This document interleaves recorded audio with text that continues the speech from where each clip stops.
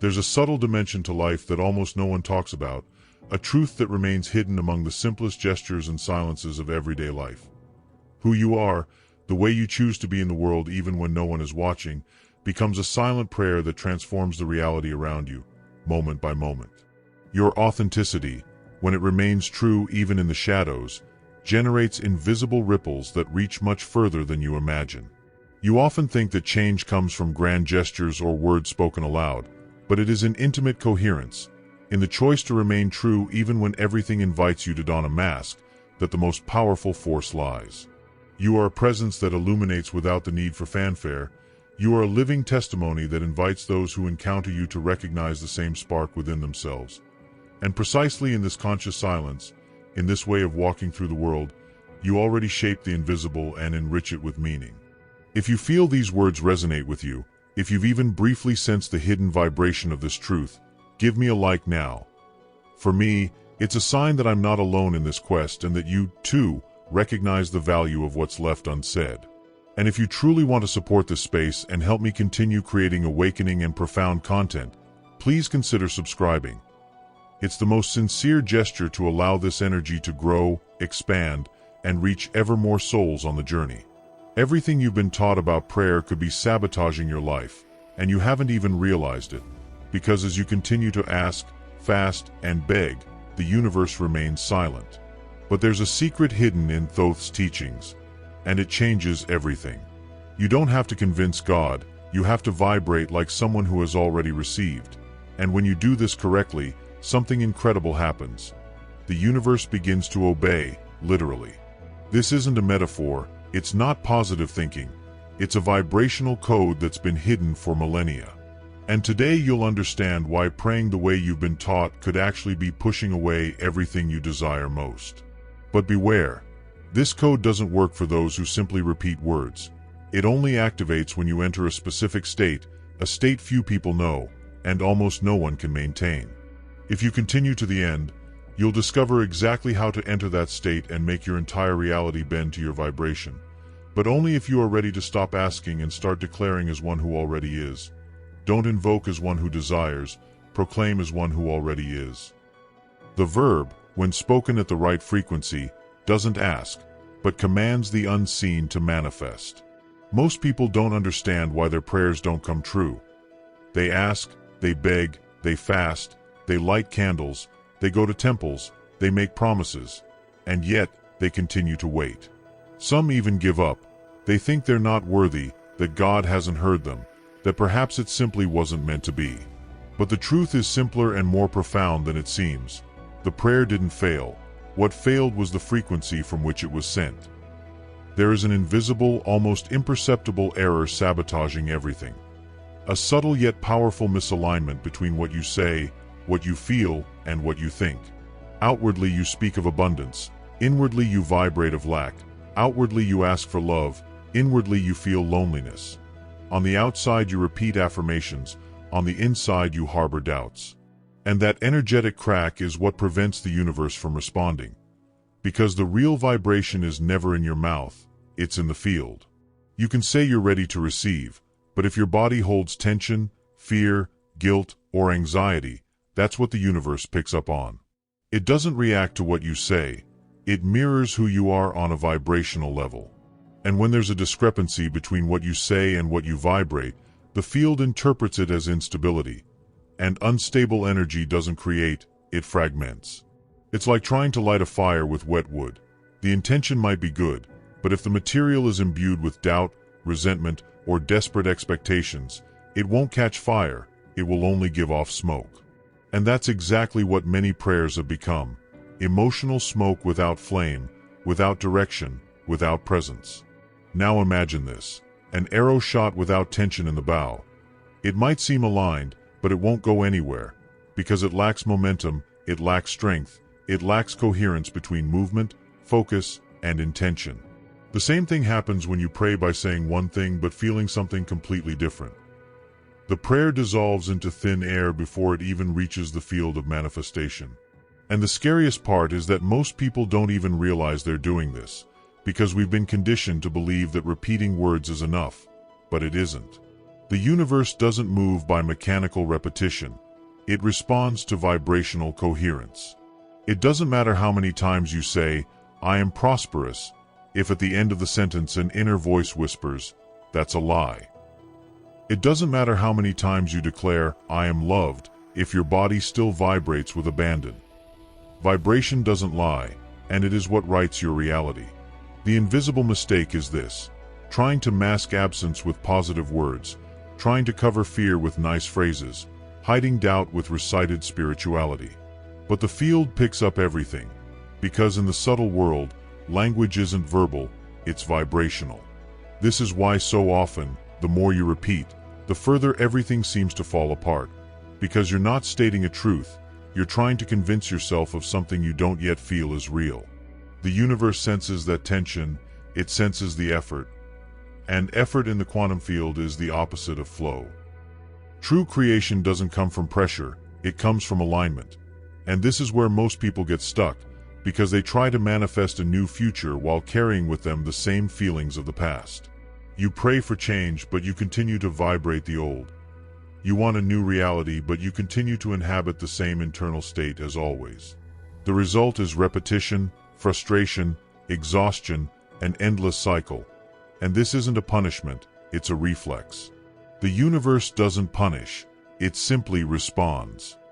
And if the answer was silence, perhaps it's because the question was asked on a frequency that doesn't resonate with what you truly want. The field doesn't recognize the request because the accompanying vibration speaks something else. And here's the most important point of this phase. As long as you pray with words that don't reflect what you feel, you'll be shooting blind arrows, seemingly well-aimed but powerless, with no destination, no destination. It's not about stopping praying, it's about learning to pray with your whole body, with a clear mind, with a present heart. Because true prayer doesn't just come from the mouth, it emanates from the being, and that's when it gains power. But to reach that level of coherence, you must understand something that has been hidden for centuries, something that was taught only in secret schools, in ancient temples, in wisdom circles where the true science of creation was studied. And what was hidden there is exactly what we are about to reveal now. The hidden code of Thoth and the initiates. Most of your time, you've lived believing that prayer was something simple. You clasp your hands, speak words in faith, and wait for some external force to hear you. But what no one ever told you is that it wasn't always this way. Long before religion seized upon this concept and transformed it into ritual, guilt, and submission, prayer was vibrational science, spiritual technology, a form of knowledge guarded by a select few and sealed in silence for centuries. This wisdom circulated in the ancient mystery schools. Yes, they existed in Egypt, Greece, and India. The initiates learned to pray not as beggars, but as co-creators. They knew that sound, when emitted with precision, had the power to move invisible structures, and they learned that the spoken word was a key that unlocked reality. And among these masters was Thoth. He was not a god in the mythological sense we've been taught. He was an initiate, a codifier, a transmitter of interdimensional knowledge. It was he who recorded, in the vibrational registers of the earth, one of the greatest secrets of creation. The universe was not born from chaos, it was born from sound, literally. It's not a metaphor, it's not symbolic, it's vibration in motion. In the Papyrus of Ani, one of the oldest Egyptian documents, there's a passage that describes how the gods created by pronouncing the secret names of things. This means that naming something it was the same as giving it existence. The word wasn't used to describe, it was used to generate. Anyone who knew the vibrational name of something could awaken it from potential to form. And here's a point that might shake the way you see the world. What you call reality has been built, sustained, and influenced by constantly emitted vibrations. Sounds, names, words. All this shapes, organizes, activates. The Bible even attempted to preserve part of that truth. In the beginning was the Word. But time passed, knowledge was altered. Prayer ceased to be a vibrational code and became a jumble of phrases repeated mindlessly. An empty performance of devotion where the most important thing, the speaker's internal frequency, was completely ignored. And that's when the magic stopped. When the word lost its soul, it lost its power.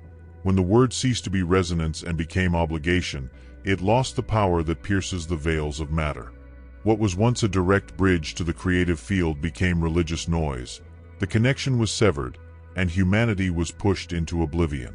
What was once used to generate light was now used to hide it. But not all forgot. Some preserved it silently, waiting for the right moment. And perhaps if you're here now, it's because that moment has finally arrived. Because this frequency doesn't manifest for just anyone. It reveals itself only when the soul is ready to remember. And what is about to be remembered from now on is something you can no longer ignore. And now that this memory has begun to awaken within you, it's time to hand over the first true mechanism, the invisible foundation behind all true manifestation, the tripod that supports conscious creation. Because it's not just about knowing a secret, it's about learning how to operate the hidden structure of reality. Everything you see in the external world is a direct consequence of what vibrates internally, and this internal field is composed of three forces: thought, emotion, and speech. This triad is what restructures your reality, and each of these elements has a specific function, a precise role, a vibration that actively participates in the process of manifestation. It all begins with thought, but not just any thought. It's not the superficial daydream that passes through a distracted mind. It's a seed thought, a thought charged with intention, focused, anchored, a thought born from the soul's true desire, not from egolessness. This thought is not repetitive, that's clear. Its image, its archetypal form, is precisely placed in your personal vibrational field. When you think with inner truth, you plant, and the vibration begins to stir. But every seed needs to be nourished, and this happens with emotion. Here's the great point that almost everyone overlooks. Thinking without feeling is sterile. It's useless to imagine riches while vibrating with fear. It's useless to visualize healing while your body is filled with anguish. Emotion is the water that gives life to thought. And we're not talking about emotion as reactivity, but as resonance. Emotion is feeling as if you were already living what you desire. It's vibrating as if you were already what you declare. When emotion conflicts with thought, nothing flourishes, because the field vibrationally collapses. You project one thing with your mind and send another with your heart, and this creates noise, incoherence, frequency cancellation. But when you truly hear what you think clearly, the field begins to gain strength, a force that is still invisible, but has already begun to reorganize reality. And then comes the third pillar, the word spoken aloud, the sound sent with direction. Here it's no longer about intention, here it's about command. The word is the moment when the vibration stops being merely internal and begins to move outward. It's not a pretty phrase, it's not a recited statement, it's a declaration made with presence. It's the energy that comes out of your mouth, carrying the impulse of thought and the power of emotion. When the word is spoken in this state, it doesn't describe, it activates. And what happens in that moment is something you may never have realized, because the entire universe is built on this tripod. Everything vibrates, everything forms around a felt and expressed idea. This is the structure underlying conscious creation, and when these three elements align, they create a unique vibrational wave, a frequency recognized by the field, an energetic signature that spreads and begins to attract the corresponding reality. But that alignment doesn't happen by chance. It requires presence, it requires inner truth, it requires a kind of surrender that most people have never experienced. For the triad to work, you must emerge from the fragmented mind and enter a specific state, a state that activates the true field of manifestation. And that's exactly what we're about to delve into, because it's in this state that everything begins to arise. The state that makes the universe say yes. And when that frequency begins to form within you, when thought, emotion, and word finally align, the field responds. But it doesn't respond because you insisted. It doesn't respond because you've begged long enough. It responds because you reach the only state the universe recognizes as a yes. The vibration of someone who has already received. This is the turning point, the watershed moment, the forgotten key that changes everything. True manifestation doesn't happen when you intensely desire something. It manifests when you declare it with certainty. When you vibrate like someone who is already experiencing what once seemed impossible, that's when external reality begins to rearrange itself, not as a reward, but as a reflection. Most people continue to wait for the world to change first before they change within themselves. But that's the reverse. The field doesn't respond to what's missing. It responds to the vibration of the final state achieved. What you vibrate as already true is what finds its echo in the material world. What you continue to ask for as if it were absent remains absent, not as a punishment, but because of vibrational coherence. Praying from the end is the practice of placing yourself mentally, emotionally, and vibrationally at the exact point where the desire has already been fulfilled. It's feeling like someone who already lives it, thinking like someone who has already achieved it, speaking like someone who already is. And that coherence creates a kind of energetic signature that can only attract one thing: the reality that matches your vibration. It's not about pretending. It's not about repeating phrases and hoping something magical will happen. It's about accessing the true feeling of fulfillment. Entering the field of already is with your entire being is a state, and it can only be achieved when you stop acting like someone who waits and start living like someone who remembers. Because it's not the future, it's vibrational memory. And every time you enter that frequency, something begins to shift. A subtle alignment, an energetic realignment. The field around you begins to reconfigure itself. Situations arise, people appear, doors open, not by chance, but because you stopped asking and started declaring. But this state comes at a cost, and it's not emotional, it's not physical, it's a cost of identity. Because to vibrate like someone who already is, you have to let go of who you've been until now. And this is the hardest part, because the ego will resist, it will scream, it will try to pull you back into the old pattern. For the ego, the known, even if painful, seems even more certain than the unknown, the untried. This is the moment when many give up, the moment when the mind begins to sabotage. What if this doesn't work? What if I'm kidding myself? What if this is just another failed attempt? These voices appear because the part of you that feeds on your limitation feels it's about to lose control, and it is. Because once you access that state of vibrational certainty, everything that isn't in harmony with it begins to fall away. Masks, patterns, narratives. And as those internal structures begin to crumble, you realize that it's not enough to declare something new. You have to allow the old to die.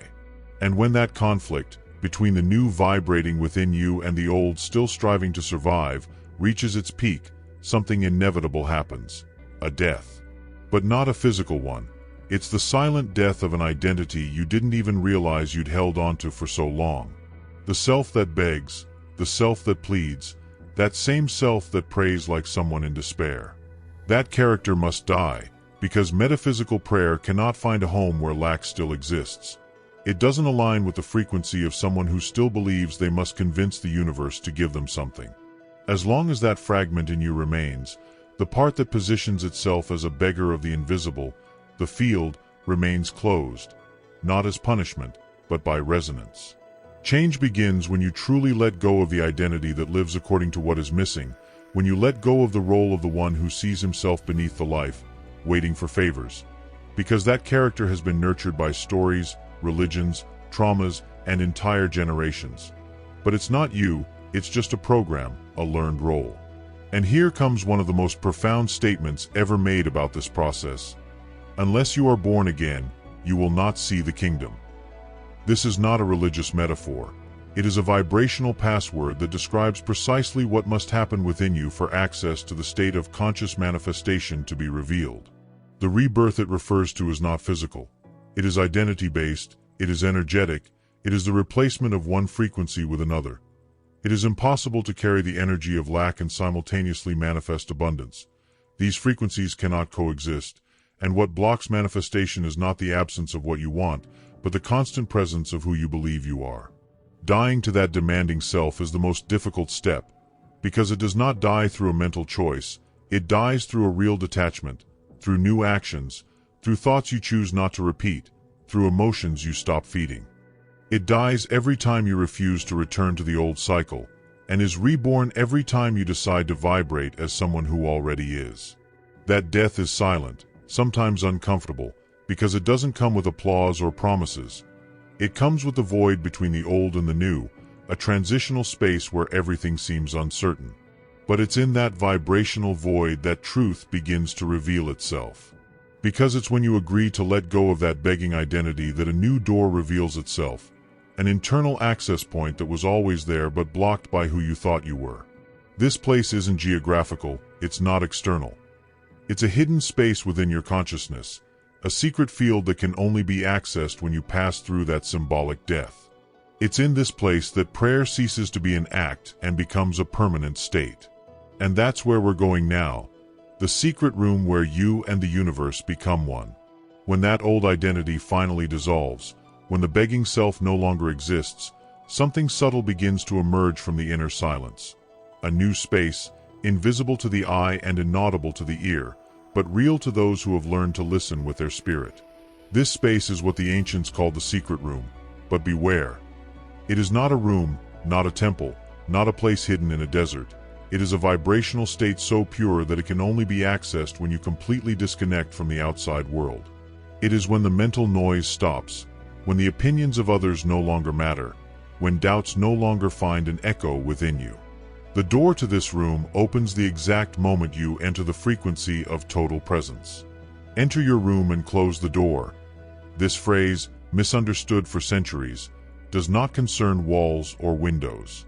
It's about withdrawing your attention from the visible. Closing the door doesn't mean isolating yourself from the world, but silencing its influence on your vibration. In that moment, you stop reacting to reality as it is and begin to shape it as it can be.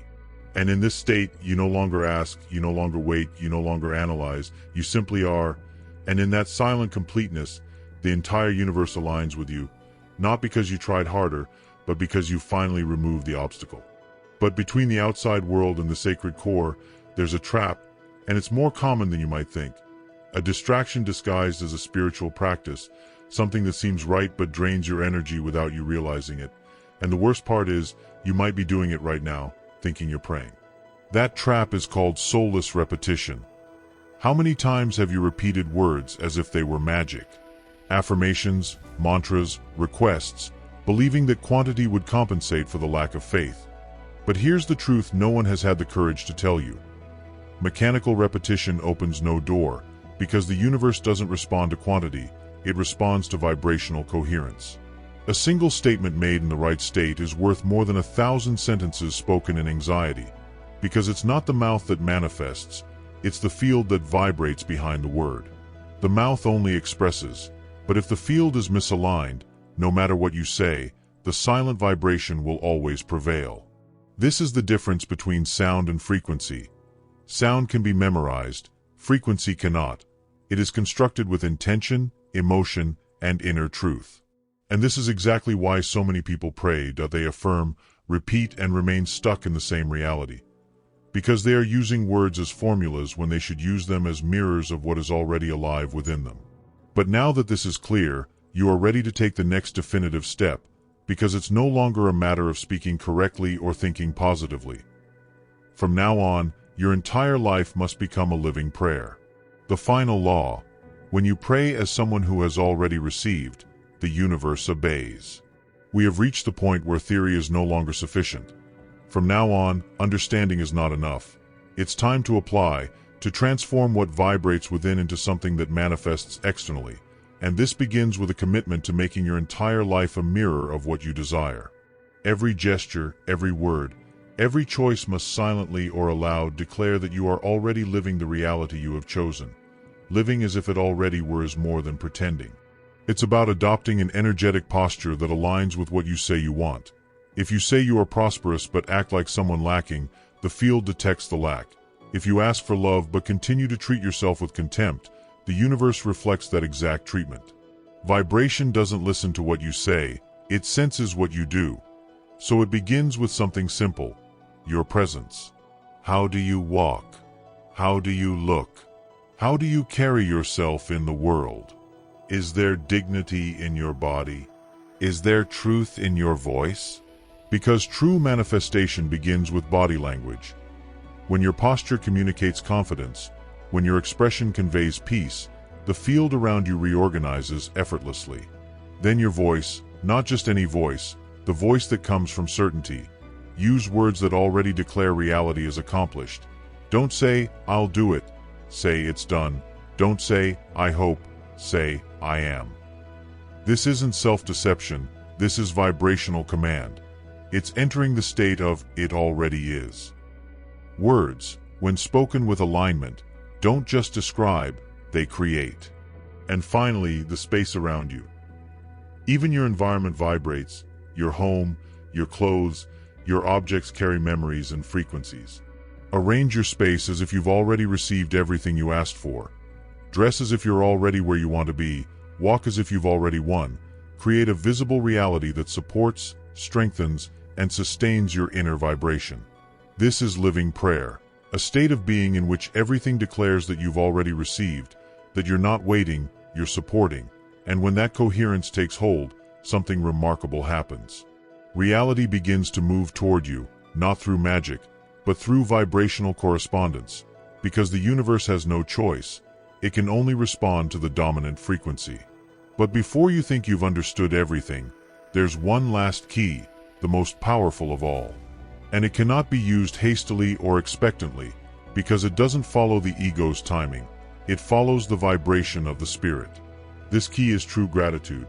When you pray as someone who has already received, when you give thanks with a vibration of certainty, without trying to rush anything, without anxiety, without urgency, you enter a state the ancients called the kingdom, a space where reality bends to your consciousness. Here is the culmination of everything. Metaphysical prayer is not magic, it is law, and this law doesn't respond to what you desire, it responds to what you vibrate as true now. If you still feel separated from what you want, you block it, but if you feel it, live it, breathe it, and give thanks as if you were already within it, the universe silently realigns itself without resistance. And then something changes forever. Because the goal isn't to convince the divine to listen to you, it's to remember who you are. When you remember, when the vibration of your words comes from your being, the universe not only responds, it obeys. But there's a subtle truth that often remains hidden between words. Even the smallest gesture of harmony, performed in the secret of your inner self, is capable of invisibly transforming the world around you. Every internal resonance, every vibration of beauty and presence you cultivate within yourself is never confined. It becomes a silent echo, infects those who touch you, awakens possibilities where before there was only absence. This is why I invite you to never underestimate the power of your feelings. The truest change always comes from the heart of those who have the courage to live in harmony with their own truth. Remember, every time you choose to nourish your frequency, you are already fulfilling the greatest of prayers, leaving a luminous trail that goes beyond what you see. If this journey together has brought you a new harmony, leave a like, subscribe to continue receiving these vibrations, and write the word euphony in the comments.